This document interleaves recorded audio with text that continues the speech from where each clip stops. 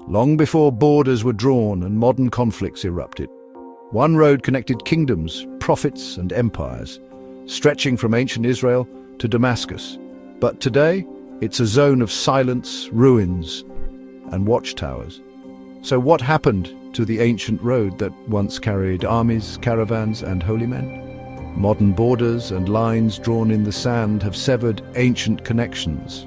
Empires, trade, faith, and conflict is all interwoven into the very fabric of this ancient pathway. This ancient road, the road to Damascus, is within the larger network of trade and communication routes that crisscrossed the ancient world.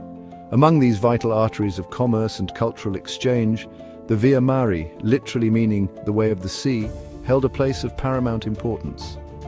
This strategic route closely hugged the Mediterranean coastline, tracing its contours and leveraging its maritime accessibility.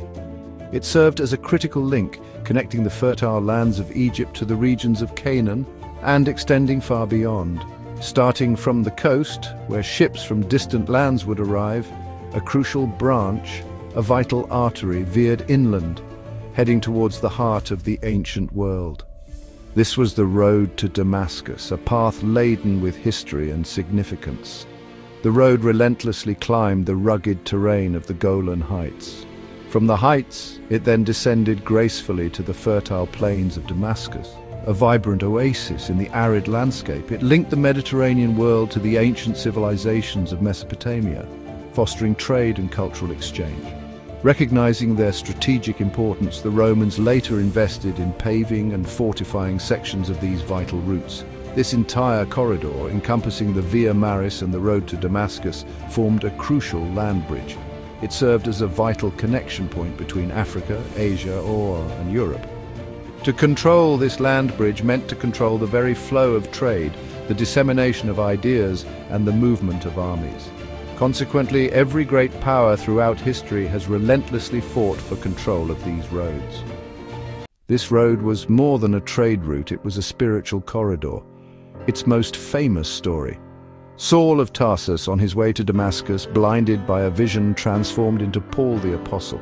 That moment changed Christianity forever, turning its fiercest opponent into its greatest missionary. The road's spiritual roots run deeper still, linking Israel and Damascus, lands of prophets and ancient rivalries. Prophets like Elijah and Elisha walked these paths, their stories woven into the landscape. Even before monotheism, the road connected sacred sites and rituals. Later absorbed by Judaism, Christianity, and Islam, it became a tapestry of faiths where beliefs overlapped and clashed. Here, a simple journey could become a life-altering encounter with the divine. Life along the road thrived in cities like Megiddo and Hazor, fortresses guarding vital passes and crossroads. Megiddo's layers reveal centuries of power.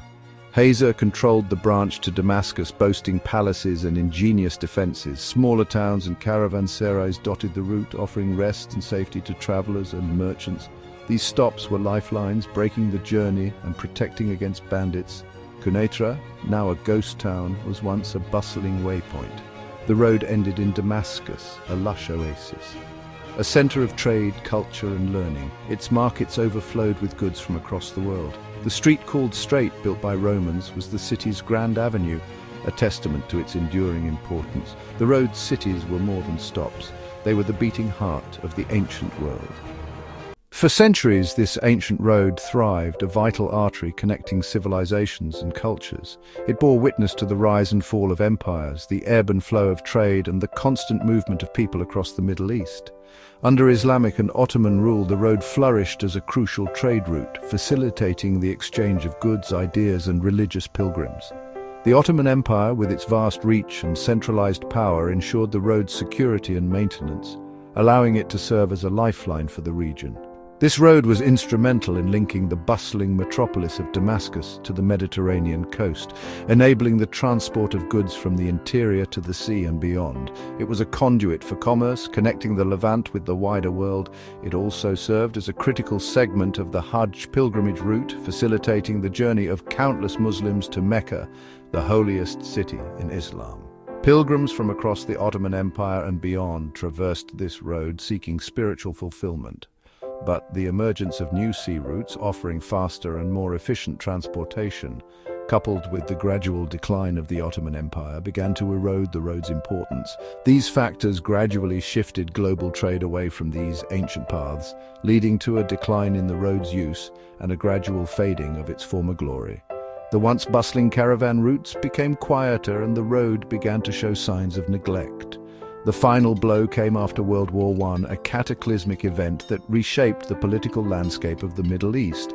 The collapse of the Ottoman Empire, which had long governed the region, led to the redrawing of borders and the creation of new nation-states, often with little regard for existing cultural or historical connections. Britain and France, the victorious powers, divided the region into mandates, exercising control over vast territories and shaping their political destinies.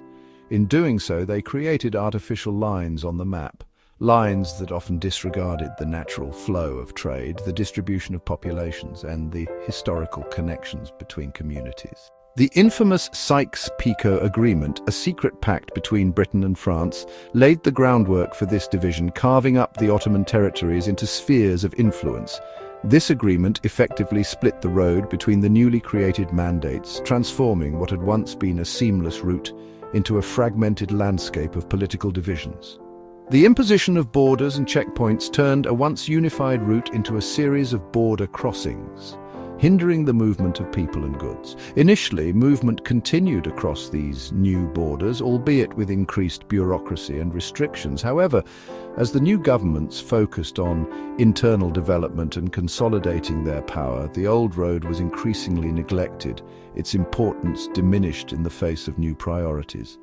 The creation of Israel in 1948 marked a further turning point, exacerbating existing tensions and leading to a prolonged period of conflict.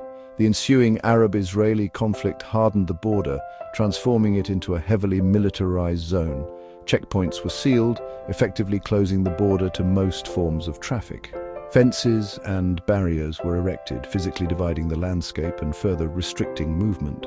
The road, once a symbol of connection and exchange, became a militarized frontier, a stark reminder of the region's divisions. Its flow of people and goods was abruptly severed, disrupting trade, fragmenting communities, and hindering cultural exchange. What had gradually faded over centuries due to changing economic realities ended in a sudden, total break, a consequence of political decisions and armed conflict. The ancient artery was cut, its lifeblood drained by the forces of political division. Its legacy, spanning millennia, was abruptly halted by the political realities of the 20th century, a stark reminder of how political boundaries can disrupt the flow of history. The road's story, once a testament to connection and cultural exchange, became a poignant symbol of division, fragmentation, and the enduring impact of political conflict on the human landscape.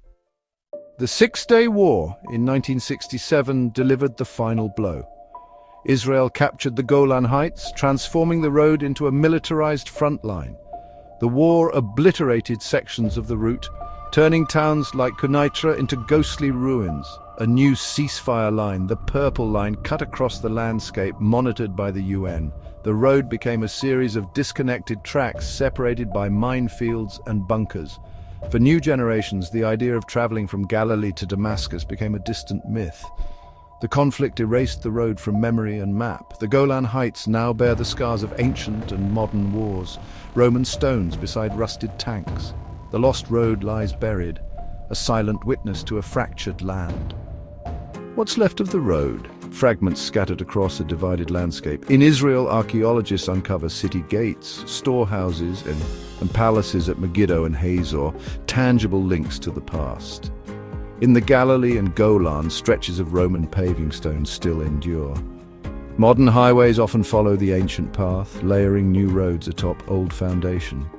In restricted zones, the road vanishes into barbed wire and silence, reclaimed by nature and danger. These abandoned sections are monuments to division, history frozen since 1967. Yet scholars persist, mapping, excavating, and piecing together the road story. Their work keeps its memory alive, bridging divides with knowledge. The road's legacy endures, even if its path cannot be walked. Could the road ever reopen?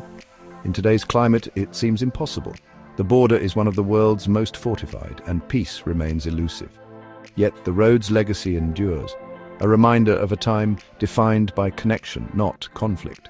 Across the world, ancient roads have been severed by modern borders, their stories echoing this one. Though silent now, the road's echo remains, a whisper of a connected past and hope for a reconnected future. Like and subscribe for more travel history adventures.